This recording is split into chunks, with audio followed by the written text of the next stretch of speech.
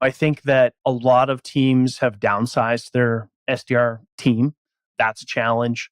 A lot of teams have also cut back resources, budget, and enablement as well. So, like, smaller, nimble team, less resources to like ramp, train, and support the team. So, I think overall, sales teams are struggling, at least in the tech and SaaS space. And specifically, like a lot of sellers that maybe sort of came up into sales when times were good, they're sort of struggling the most, right? Folks that have maybe been around a little bit longer, have experienced some downturn markets and stuff like that. They know how to sort of navigate the waters, right? Welcome to Revenue Insights. Every week, we'll be joined by revenue leaders from some of the most successful and highest growing companies. Together, we explore how they built their revenue teams, the journeys that they've been on, and the lessons they have learned along the way. Revenue Insights is brought to you by Ebster. We're a revenue intelligence platform designed to help revenue teams to build more pipeline, close more deals, and retain more customers.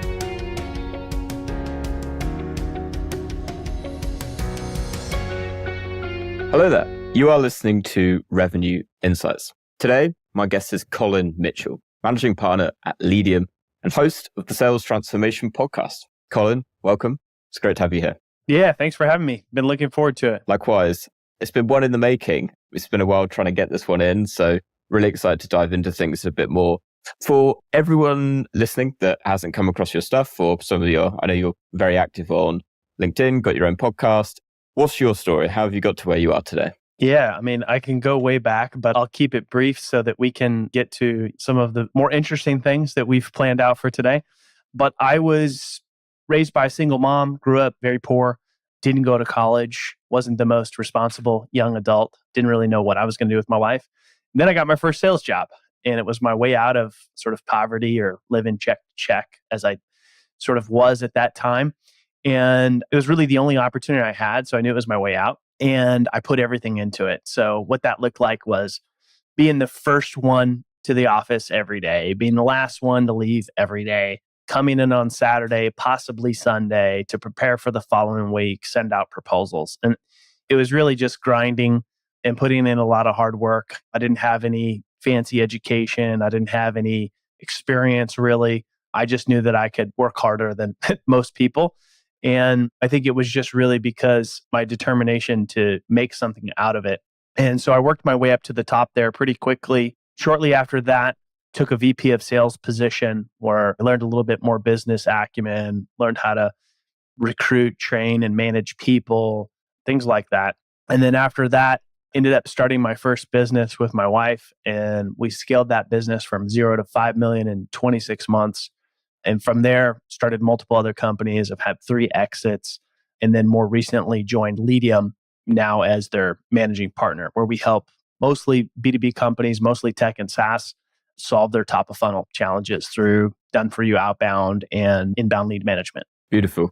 Let's start with that last bit then. In particular, what would you say is the one perhaps biggest challenge that are facing your clients at the minute that you're commonly coming up against?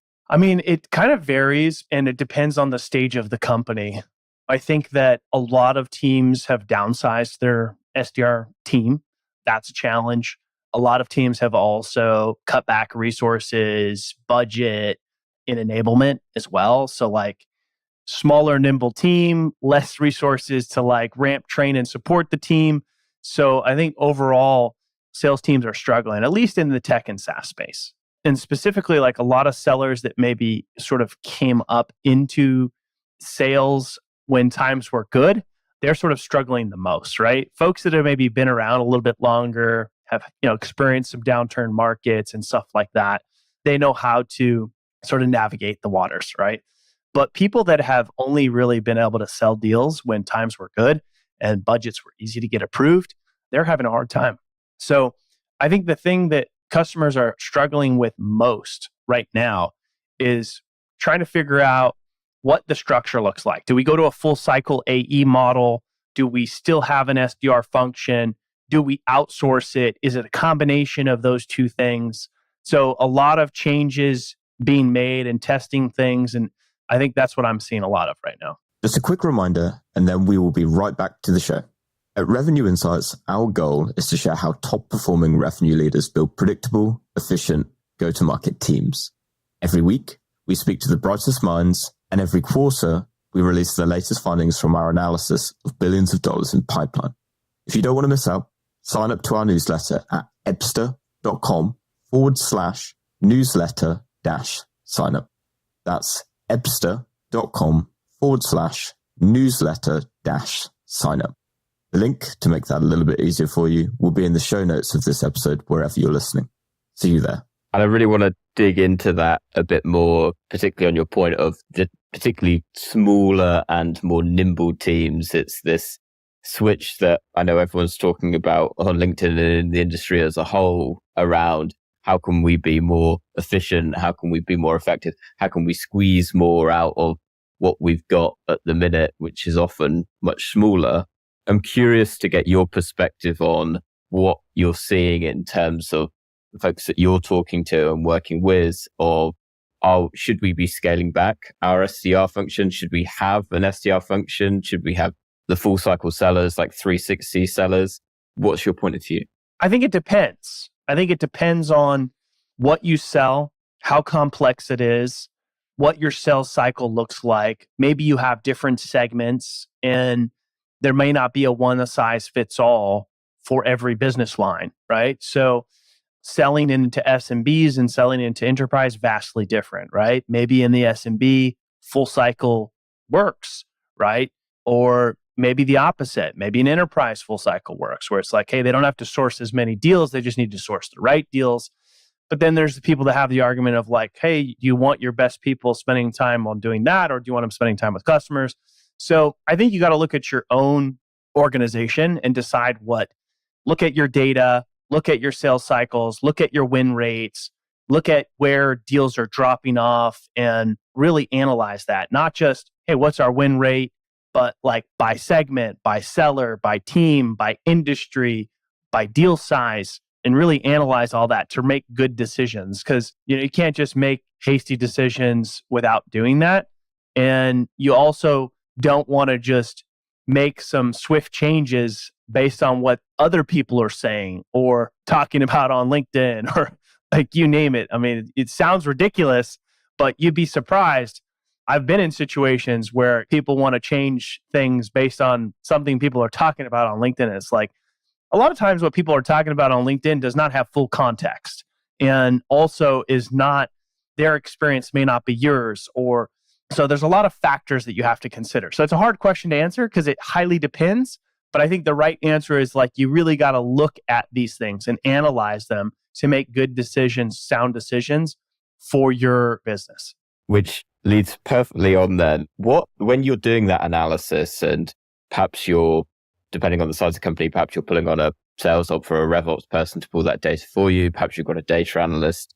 When you've got that data in front of you, what are the factors that you are looking for, would you be looking for if you were putting yourself in those shoes to really give you an indication of the direction to take?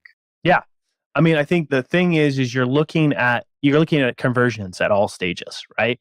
Whether that's from all the way from top of funnel of, hey, inbound leads converting from MQLs to SQLs, from first meeting to second meeting, where are things dropping off? And then analyzing what is it costing, right?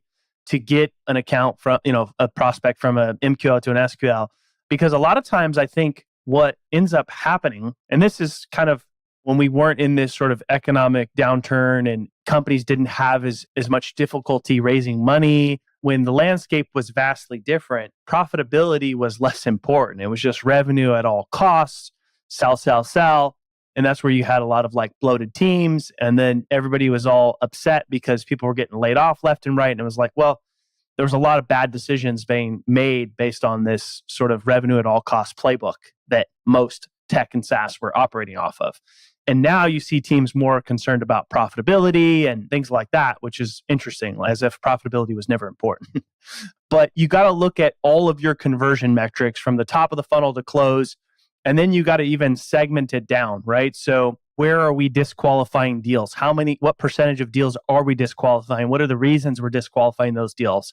And then you got to look at conversion metrics. Okay, the deals that are not getting disqualified, are they getting from stage 1 to stage 2? And this is assuming you have all this mapped out, as you should. You have a bigger problem if you're just working off of like really simple meet disco demo. If you don't have good criteria, good exit criteria of like what gets a deal from stage 1 to stage 2, then that's a bigger problem. But also full context highly depends on what you sell. If what you sell is very transactional, then you might have a more simple laid out sales process, less stages, simpler exit criteria, and things like that. So these are the things that you want to look at. All of these conversion metrics at every stage, and the data will start to tell you where you're having problems.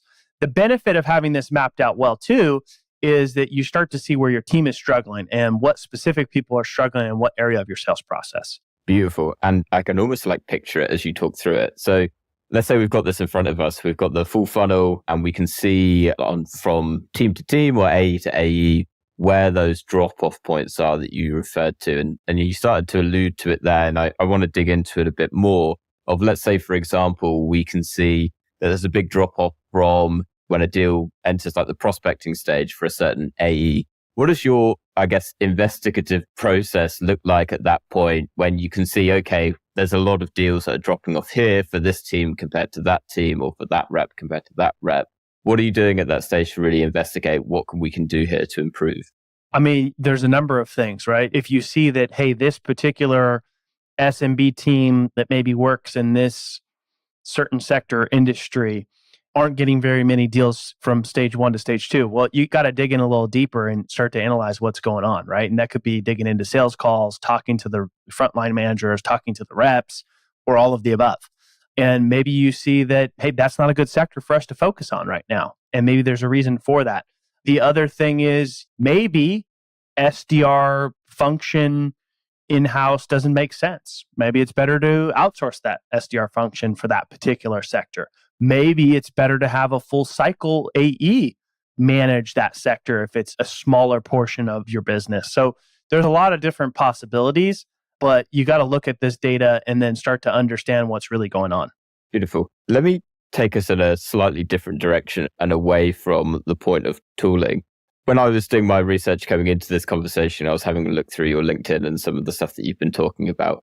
And one thing that stood out to me, you were talking about different perspectives on LinkedIn. And we've kind of covered it a little bit today as well, where it's or often a lot of the advice can be very subjective. And it's very much dependent on your business and the markets you target, so on and so forth. So what would you say is the advice that you see on LinkedIn that you hate the most?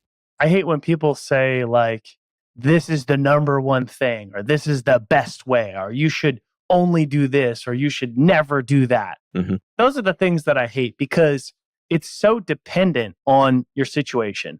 And here's an example that a lot of people will hate, right? Everybody knows predictable revenue. Okay. The SDR AE function, like, how, all of that, like that's kind of where a lot of that started to get adopted, like post that, right? But full context, like that worked in the situation and scenario of him working at Salesforce. Not everybody is a Salesforce. So that function doesn't necessarily work for everybody, but it became widely popular, widely adopted, and frankly could have contributed to a lot of these like over bloated SDR teams that now when times got tough, thousands of people got laid off. So I think that you have to be careful of trusting what people say on LinkedIn. I've seen people get burnt so many times. People know what to say to get comments and engagement. But if you actually pull back the curtain a little bit, a lot of times it's not based on any real experience. A lot of times the people saying things have never really actually done much to be able to be giving that sort of advice. Or you might not have full context, or it may not be applicable to you. Like every situation for every company is different. There's obviously similarities and stuff like that here, but I think where people start to get into a little bit of trouble is thinking that there's like a one size fits all, and there's just not. Yeah, it's looking for that silver bullet to come in and solve all of your problems, right? So let me ask what is definitely a loaded question. I know it. But is predictable revenue realistic in 2023? Yeah, look, I'm a fan of that model, but it doesn't work for everybody. And if you're a small Series A company trying to get to your next round of funding, being more nimble and having full cycle, maybe outsourced SDR team and full cycle is a good option, right? If you're a massive company, like we have worked with companies all the way from early stage to large enterprises, like name brands, household name brands that everybody knows. And you would think, like, they're so big, why wouldn't they just have their own internal SDR team? Well, because maybe those resources are better spent doing something else, right? If this is going into a new market, a new segment, or something that they've maybe struggled with, it could make sense to outsource. So I think you have to look at every situation and see what's right for you and not just do what used to work or what everybody else has always done or what worked for somebody else, because it may not work for you. Appreciate that in every example, it's subjective. What have perhaps been 3, I want to say, tactics or techniques that stand out to you that Leadium has been successful with in the past 12 months? I would say the number one thing that contributes to the success that we have, and we have an 87% win rate. Very few teams can say they have an 87% win rate. Nice. And it's not because we're amazing or we're the best or we're closers, none of that, right? It's because we're diligent with our pipeline. We don't put a deal as an opportunity unless it is gone through rigorous qualification of like, hey, this is a deal that we want to win, right?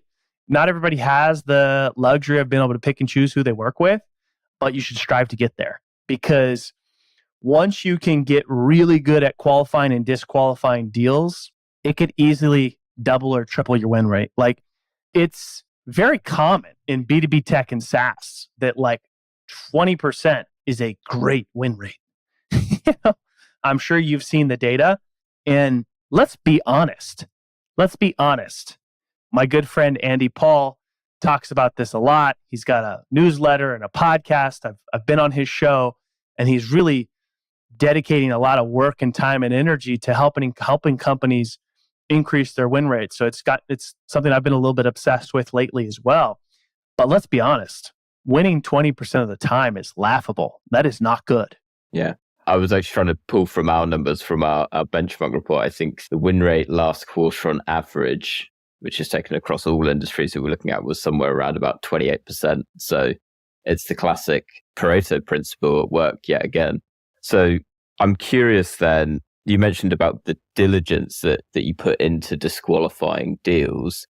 What does good qualification look like then? Yeah, good question. So good qualification is you need to understand what good is. What is a great customer, right? And let's define what is a great customer. Well, it's somebody who you can help with whatever it is that you do. Let's say you do a service, tech, whatever, so you can solve the problem that they have. Well, one, the problem's got to exist. What is that problem? Can you quantify that problem? Do they value you solving that problem? And you can use whatever sales acronym that you want to do this, right? I'm not a fan of BANT. Some people use BANT. It could be MedPick, whatever. But you need to have a process for qualifying your deals.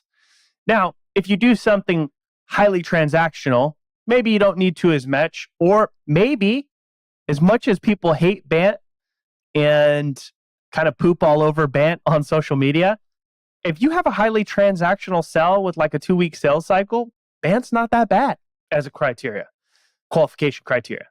So I don't care which one you pick. You need to pick one, and you need to pick the one that's most relevant based on what your sales process and stages look like, and follow it. The problem is most sellers don't follow it. So frontline managers, sales leaders, founders, whoever is leading the sales team needs to be diligent in making sure that they are, that it is a hard rule that those things need to be followed and updated in the CRM. Because if that's not happening, then everything's broken and it all falls apart and nothing works. So that's number one, making sure that you have that understanding what a good customer looks like and then building out that criteria and then making sure that it's followed throughout the sales process.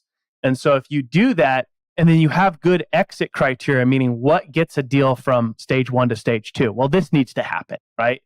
We need to quantify the pain, or we need to know who the economic buyer is to get from 2 to 3. Like whatever the case is, have all of that mapped out. So it's not something that is questioned or unsure in your sales process.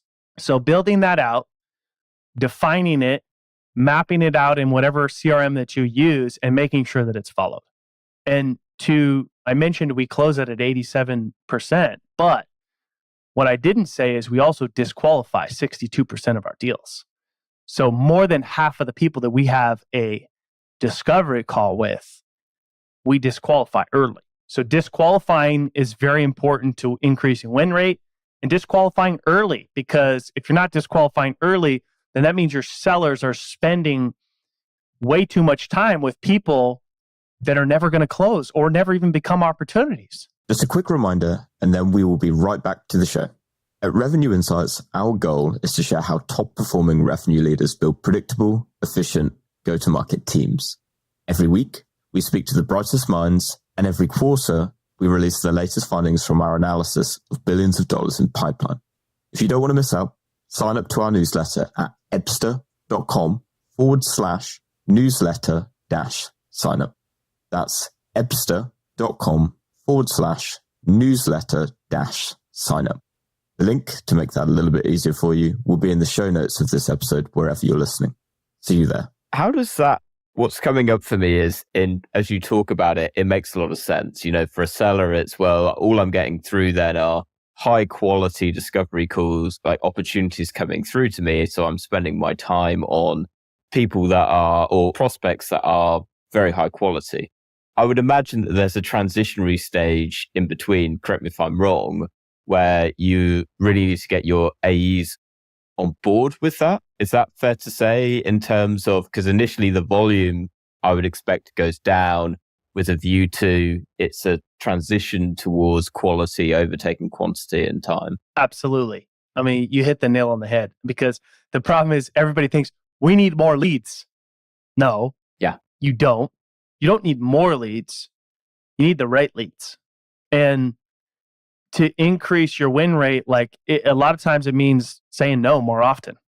Look, the top sellers, if you talk to the top sellers, I'm talking about the people that make $1 million+ as sellers, as individual contributors. They respect their time and they're highly disciplined with their pipeline. They don't let junk in there. It's the middle of the road salesperson that puts all this stuff in their pipe that they know is like, I'm trying to hit my pipeline quota. And that's why people are closing between 20 and 30%, because frankly, probably if we were to look at it, 50% of it should have never been in there in the first place. It's being busy for the sake of being busy, right? Oh, yeah, it drives me nuts. With clients, how do you manage that transitionary period? Because I assume you're going to come up against perhaps conflict with certain sellers that are like, no, I don't believe in this approach. This is absolute nonsense, blah, blah, blah. I don't have time for them then. It's like, hey, if you want to keep doing things the way that you're doing them, cool. And to be fair, look, if winning 20% of the time is something that you're okay with as a sales organization and that's working, and then so be it. You do you. But if you want to win more than you lose, there's a better way to do things. Mm-hmm.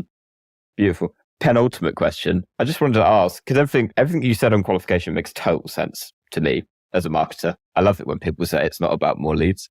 What would you say about your approach and Leadium's approach to disqualifying deals that is perhaps unique compared to how a lot of businesses approach it?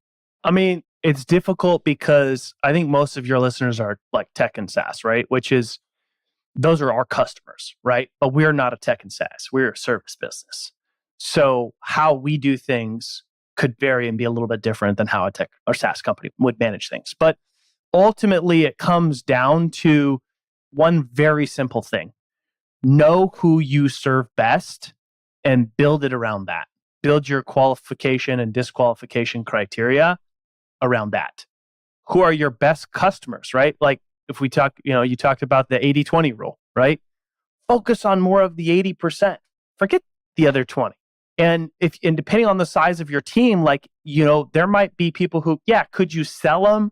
Could you help them? Yeah.